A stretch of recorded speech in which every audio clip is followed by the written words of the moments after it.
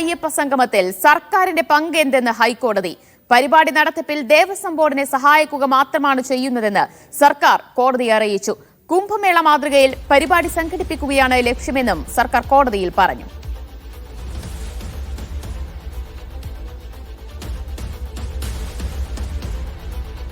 ആഗോള അയ്യപ്പ സംഗമം സംഘടിപ്പിക്കുന്നതിനെതിരായ ഹർജിയിലാണ് ഇപ്പോൾ ഹൈക്കോടതിയിൽ വാദം പുരോഗമിച്ചു വരുന്നത്. ചില ചോദ്യങ്ങൾ സർക്കാരിന് മുൻപാകെ കോടതി ഉയർത്തുകയാണ്. ആഗോള അയ്യപ്പ സംഗമത്തിൽ എന്താണ് സർക്കാരിന്റെ പങ്ക് എന്നാണ് ഹൈക്കോടതി ചോദിച്ചിരിക്കുന്നത്. അതിൽ പരിപാടി നടത്തിപ്പിൽ ദേവസ്വം ബോർഡിനെ സഹായിക്കുക മാത്രമാണ് ചെയ്യുന്നത് എന്നാണ് സർക്കാർ കോടതി അറിയിച്ചിട്ടുള്ളത്. വിവരങ്ങൾ സിജോ വർഗീസ് നൽകും. സിജോ, വാദം എങ്ങനെ പുരോഗമിക്കുന്നു ഹൈക്കോടതിയിൽ?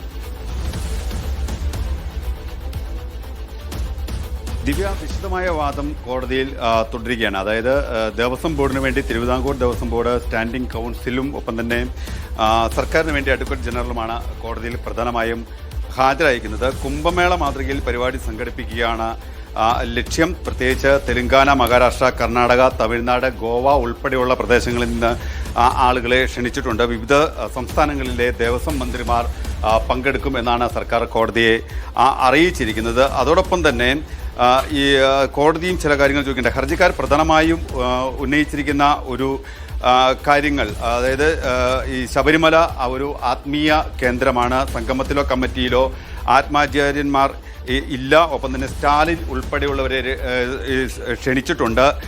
ഇവർ സനാതന ധർമ്മത്തെ എതിർക്കുന്നവരാണ്. പ്രത്യേകിച്ച് രാഷ്ട്രീയപരമായി ശബരിമലയെ ഉപയോഗിക്കാനുള്ള ശ്രമം നടത്തുന്നുണ്ട്. ഇത് സനാതന ധർമ്മത്തിന് വിരുദ്ധമാണ്, മതപരമായ ഒരു ചടങ്ങല്ല, മറിച്ച് ഈ മതേതര പരിപാടികൾക്ക് ദേവസ്വം ബോർഡിൻ്റെ തുകയോ മറ്റ് സംവിധാനങ്ങളോ ഒന്നും ഉപയോഗിക്കാനാവില്ല. നീക്കം നിയമവിരുദ്ധമാണ് എന്നുള്ളൊരു വാദമാണ് ഈ ഹർജിക്കാർ പ്രധാനമായിട്ടും ഉന്നയിക്കുന്നത്. മറ്റൊന്ന്, അയ്യപ്പനുമായി ബന്ധമുള്ള ഒന്നല്ല അയ്യപ്പ സംഗമം. അയ്യപ്പൻ്റെ പേരിൽ പണം സമാഹരിക്കുന്നുണ്ട്. സ്പോൺസർഷിപ്പ് വഴിയാണ് പ്രധാനമായും ഇത്തരത്തിലുള്ള പണം കണ്ടെത്തുന്നത്. ആചാരാനുഷ്ഠാനങ്ങൾ നടത്താൻ മാത്രമാണ് ഈ ദേവസ്വം ബോർഡിന് അധികാരമുള്ളത്. മറ്റൊന്നൊരു തരത്തിലേക്ക് ഈ കാര്യങ്ങൾ ചിത്രീകരിച്ചു കൊണ്ടുപോകുന്നു തുടങ്ങിയ വിശദമായിട്ടുള്ള ഒരു വാദം ഹർജിക്കാർ ഉന്നയിക്കുകയും ചെയ്യുന്നുണ്ട്. അയ്യപ്പൻ്റെ പേര് ദുരുപയോഗം ചെയ്യുന്നു എന്നുള്ളതാണ് ഏറ്റവും പ്രധാനമായിട്ടും പറയുന്നത്.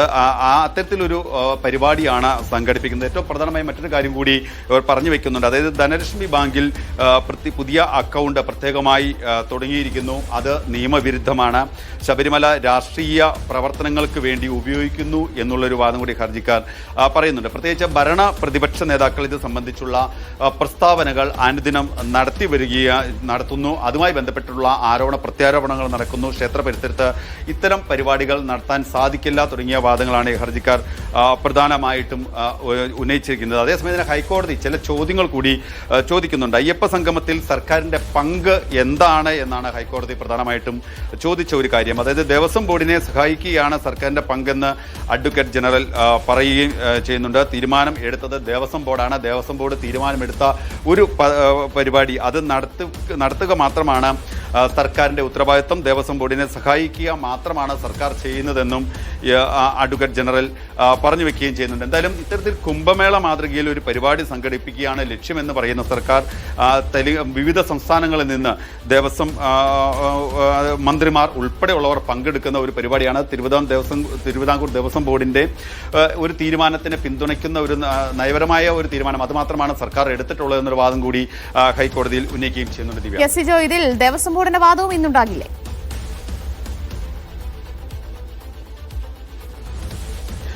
തീർച്ചയായും. അതോടൊപ്പം തന്നെ ഇത്തരത്തിൽ വിശദമായ വാദം തന്നെയാണ് നടക്കുന്നത്. ഇത് സംബന്ധിച്ച് ഹൈക്കോടതി ചില ചോദ്യങ്ങൾ കൂടി ഇപ്പോൾ ചോദിക്കുന്നുണ്ട്. അതായത് ഈ ആളുകളിൽ നിന്ന് പണം ശേഖരിച്ച് എന്ത് ചെയ്യാനാണ് നിലവിൽ ഉദ്ദേശിക്കുന്നതെന്ന് കോടതി പ്രധാനം എടുത്ത് ചോദിക്കുന്നുണ്ട്. ഒപ്പം തന്നെ സ്പോൺസർഷിപ്പിലൂടെ ലഭിക്കുന്ന പണം അത് എങ്ങനെ ചിലവഴിക്കുന്നു, അതായത് ഈ പണം കണ്ടെത്തുന്ന മാർഗം, അത് ചെലവഴിക്കുന്ന മാർഗം, അതിനെ സംബന്ധിച്ച് ഏതെങ്കിലും രീതിയിലുള്ള വിശദാംശങ്ങളുണ്ടോ, അതുമായി ബന്ധപ്പെട്ട ഏതെങ്കിലും രീതിയിലുള്ള നിലപാടുകൾ സ്വീകരിച്ചിട്ടുണ്ടോ എന്ന് ചോദിക്കുന്നുണ്ട്. ഒപ്പം തന്നെ ഈ ശബരി റെയിലിനും ശബരിമല മാസ്റ്റർ പ്ലാനിനും ഫണ്ട് ചെലവഴിക്കുമോ, അല്ലെങ്കിൽ ഇത്തരത്തിൽ ലഭിക്കുന്ന പ്രധാനപ്പെട്ട വരുമാനം അത് അല്ലെങ്കിൽ അതുമായി ബന്ധപ്പെട്ട് സമാഹരിക്കുന്ന തുക ഈ വികസനത്തിന് ഉതകുന്ന വിധത്തിൽ ശബരി റെയിലിന് തന്നെ അല്ലെങ്കിൽ ശബരി മാസ്റ്റർ പ്ലാൻ, പ്രത്യേകിച്ച് ശബരിമലയിൽ ഈ പരിപാടി സംഘടിപ്പിക്കുന്നതിന്റെ ഏറ്റവും പ്രധാനപ്പെട്ട ഒരു കാര്യം നടക്കുന്നത് രാജ്യത്തിന്റെ വിവിധ ഭാഗങ്ങളിൽ നിന്ന് അല്ലെങ്കിൽ രാജ്യത്തിനകത്തുനിന്നും പുറത്തുനിന്നുമെല്ലാം ആളുകൾ ഈ ശബരിമലയിൽ എത്തുന്നുണ്ട്. അവർക്ക് ചില അടിസ്ഥാന സൗകര്യങ്ങൾ ഒരുക്കേണ്ടതുണ്ട്. ശബരിമലയ്ക്കായി പ്രത്യേക മാസ്റ്റർ പ്ലാൻ തയ്യാറാക്കിയിട്ടുണ്ട്.